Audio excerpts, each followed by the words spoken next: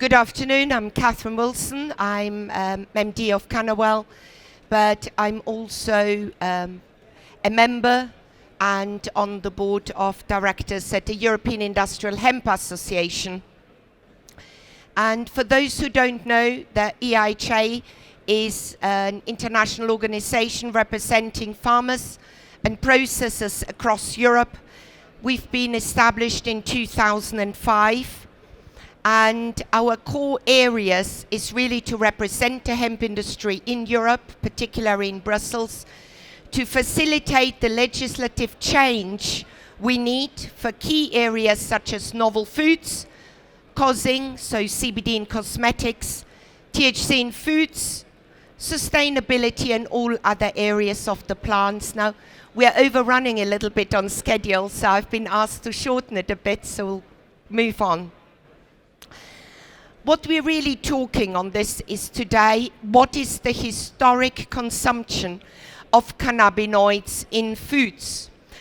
And this is really prompted from the fact that, that in January this year, the so-called Novel Food Catalogue reclassified all hemp extracts containing CBD as novel.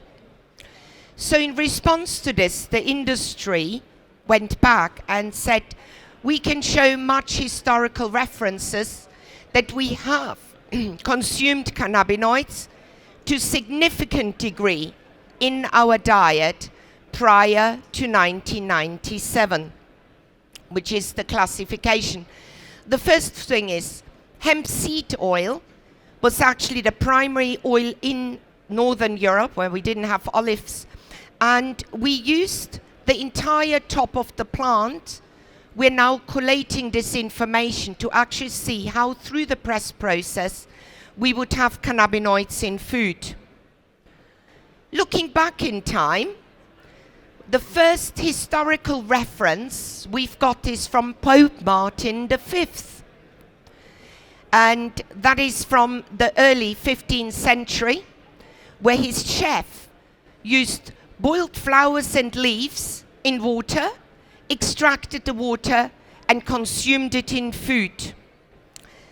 Now, some of you may not be familiar with the Novel Food Catalogue, but this is actually a very tricky position for anybody selling hemp CBD products at this moment in time, certainly in any of the European countries. In 1475, we have a historical record of the very first modern-day CBD oil recipe. It was in one of the oldest cookbooks in the world, the Onesta de Voluptate, and it basically says, use a mallet to crush the clods, the buds, collect them, add it with nard oil. Nard oil is of the lavender family, and it's also used in India in Ayurvedic medicine. Crush it together over some heat until juice. Heat decarboxylation, that's what we use to convert the CBDA into CBD. And what do we have? A health drink of cannabis nectar. Running still with Italy, you can see how the consumption of leaves and flowers and foods continued, because we actually have a tortellini recipe with hemp flowers and bacon. I'm going to run a little bit quicker to actually see and then explain why this is so relevant. Medieval cuisine in Germany, hemp seed for monks. In the late 19th century, Malthus Cannabis was a Swedish company who made hemp extract a nourishing food remedy. Interesting, this nourishing hemp food remedy won a prize at the World Exhibition in Antwerp in 1894. Over 3 million visitors attended. They won 2 prizes for Malthus Cannabis. So really, the debate, is CBD new? It isn't. It just happened that in the 1930s, what can only be called the hemp prohibition commenced, and we've had cannabinoids taken from our diet forcefully. Lithuania, hemp dishes, hemp tea and milk. Quite interestingly, for anybody who works with CBD, at the bottom we see seedless hemp blossom consumed to release fright. In Poland, hemp was continuously listed as an edible grass. So it was used particularly in periods of hunger to sustain population. Also in Poland, in old cookbook from, I can't remember the year, it's 2005, but I think it relates to the year 1904. In 1904, hemp was listed as a vegetable and garden plant. It was listed between peas, cabbage, cumin, and dill. Hemp seed soup, we all know, has always been used. In the UK, we're not allowed to use the hemp leaf, but we have other European countries where hemp leaf is unrestricted, permitted in tea. These are really all examples. Interestingly, the first hemp extract drink marketed in Europe, you see two letters below, the one on the left is actually from the British Home Office, was on an authorized patent for a hemp extract drink. It's no longer on the market, but we managed to locate it. So what are we talking about that suddenly all hemp CBD products are novel? Well, clearly the consumption is not. We can see that historical records show that whether it's hemp seed oil, foods, extracts from flowers and leaves, all naturally rich in cannabinoids, were an integral part of our diet.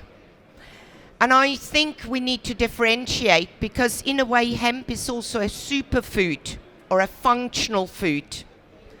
Now I appreciate that the world nowadays very much focuses on very refined extracts and isolates, but we are looking at the full plant and the hemp extracts from outdoor grown hemp also separately, particularly for future licensing processes that all hemp CBD companies will need to undergo. So in short, we think it would be disingenuous to argue that hemp extract or the consumption of hemp cannabinoids is novel. So why do we even talk about this? I'm just going to check my time. How much? Okay, I'm doing well. Why do we even talk about this? Because I don't know if anybody here knows much about the Novel Food Catalogue, but basically in 1997, the Novel Food Catalogue was set up to protect consumers. And this means that any food or food supplement legally sold on the European market needs to be listed as green, as permitted in the Novel Food Catalogue. So in 1997, the hemp industry, which was quite small at the time, I mean in Germany it only became legal to grow hemp again in 1996, was asked to submit evidence about the volume of consumption of hemp, flowers and leaves in food, which was duly submitted by Hanfgesellschaft. And in 1998, 2 letters were received from the EU PAF committee, which confirmed that it was decided that foods containing parts of the hemp plant do not fall under the scope of Regulation 258/97 on novel foods. And the catalogue entry at the time said The novel food regulation is not applicable to most hemp foods and food ingredients from this plant.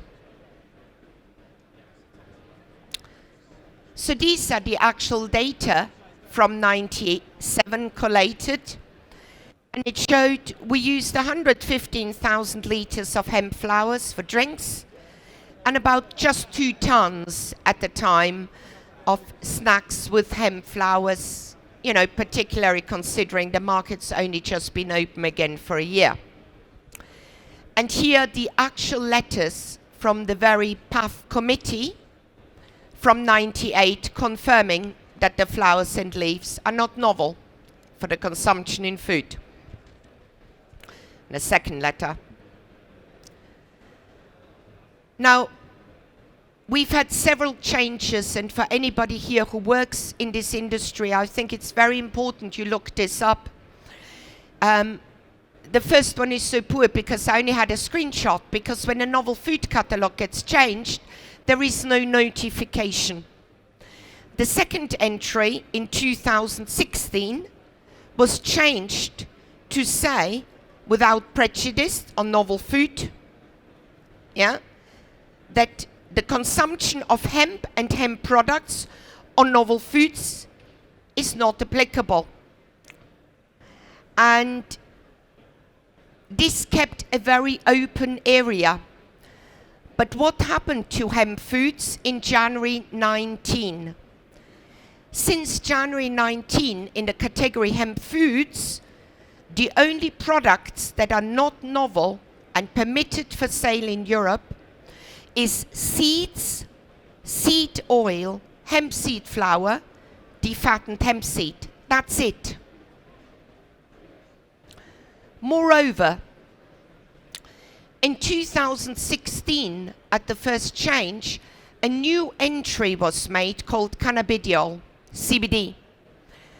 And this is more interesting because the added entry, which was created in 2016 in response to popularity of CBD oil, so CannaWell by then we've been selling for 3 years, was to add the entry extracts of cannabis sativa L in which CBD levels are higher than the CBD levels in the source are novel.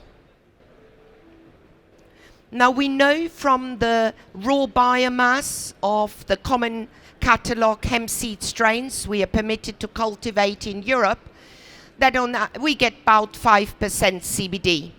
That is in the 68 strains we are permitted to grow in Europe. So food business operators looked at it and went, well, okay, so as long as I don't put more than 5% in terms of dilution in my product in it, we continue to comply with the novel food catalogue. Anything over 5% is classified as novel, which means you have to undertake safety studies and toxicology and do an application. In October 2018, we did a presentation to the PAF committee in Brussels to all 28 member states to basically show why the hemp or how the hemp CBD industry is compliant with the 2016 entry. In response, in 2019 in January, the novel food catalogue entry got changed.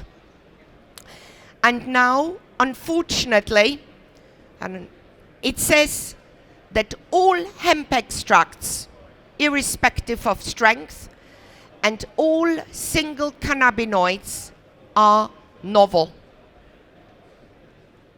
Yeah?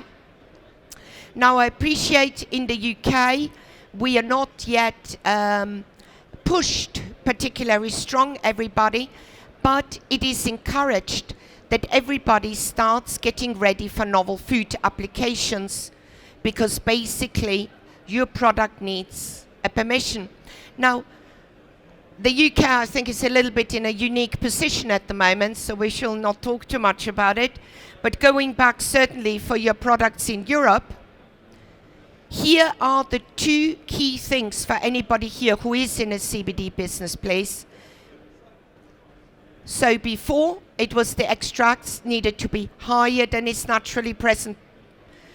And now it is extracts containing cannabinoids are considered novel, as a history of consumption has not been demonstrated. This is why some of you, if you're here, who've been trying to sell your CBD products in various European countries, not very successful. These are the reasons. So how have we reacted at EIHA? We have offices in Cologne, office in Brussels, with anybody who's interested to talk to us. We are obviously in discussion with the PAF committee, with EFSA, with AGRI, with all the various institutions.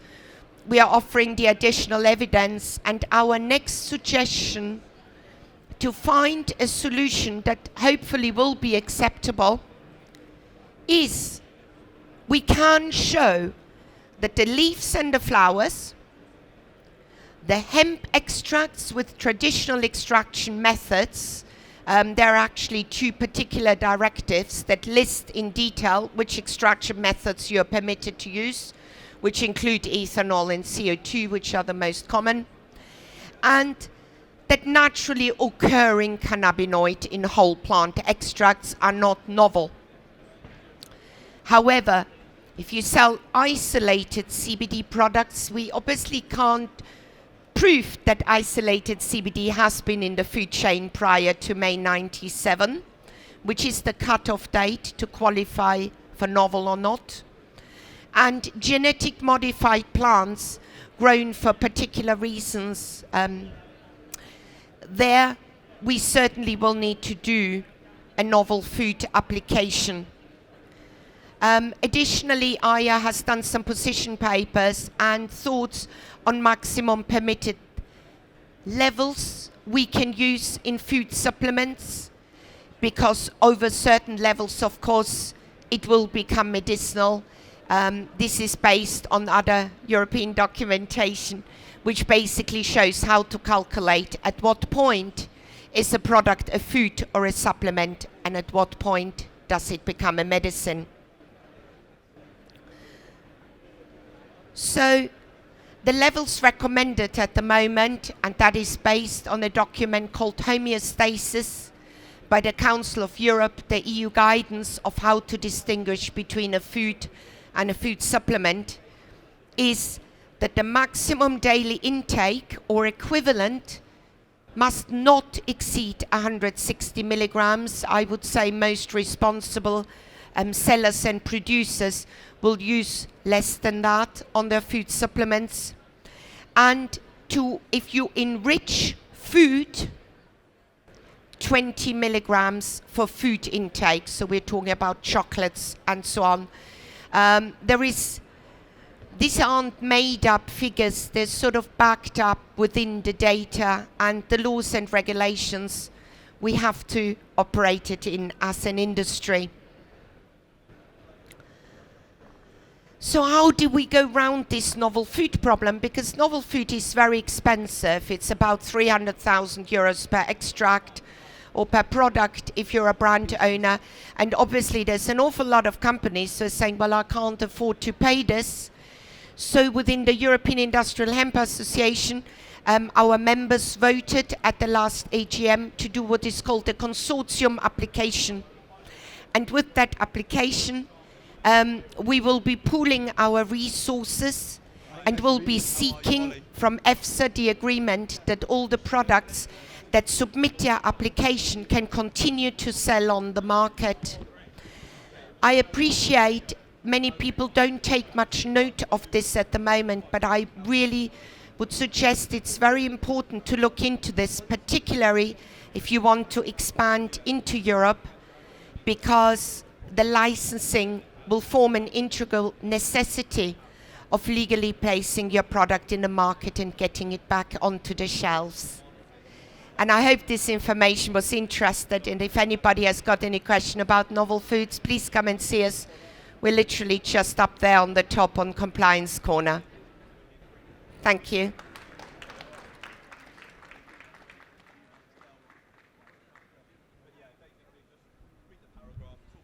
Do we have any quick questions from the audience? Yes, we do. We've got one lady over here. Hang on.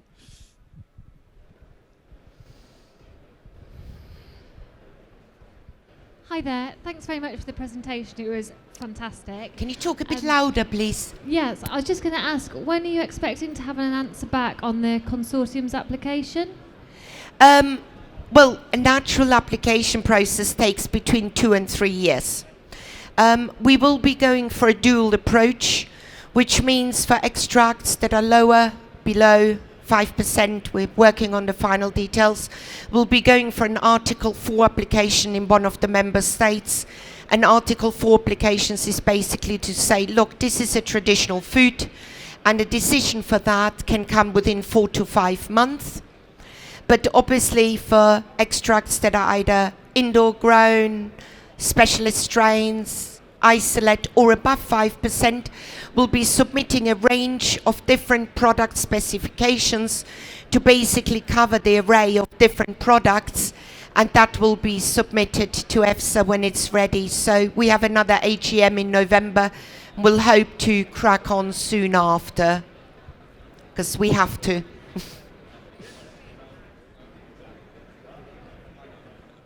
And that is called an Article 10 application, which is what we need to do for the other type of extracts.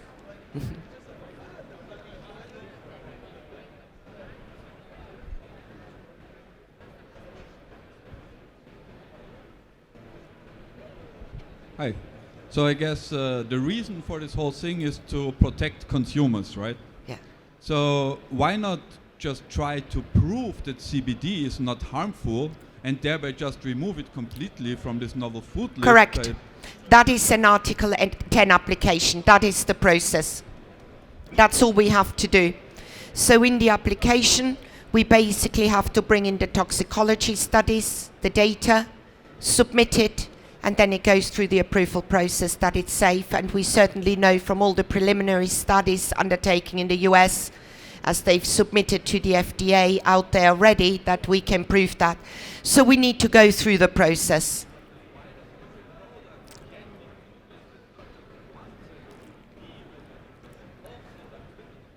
Why? I don't, look, I'm here to work for us. I have a CBD company myself. It is the way it is. Every single does. Why does every food business need their own food license if they sell the same thing like somebody else? That's the way it is.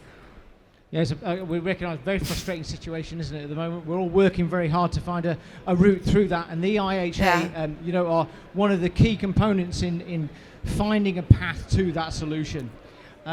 So we've run out of time, unfortunately. Catherine is available at her stand. Where's your stand? C97 up there.